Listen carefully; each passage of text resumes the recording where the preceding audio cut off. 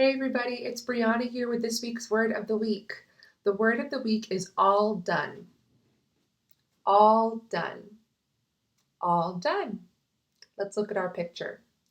Our friend has a plate in front of him, but there's no food on it. He's all done. All done. You guys can say all done with your hands. Face the palm of your hand to your body and then move it outside of your body. In and out. All done. Finished. You can say, I'm all done with dinner.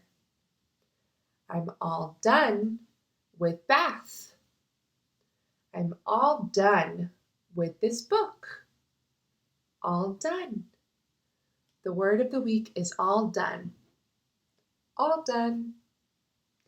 Thanks, everybody. Make sure you check out the PDF for this week's word of the week so that you can work the phrase all done into your week. I hope you have a great week. Bye.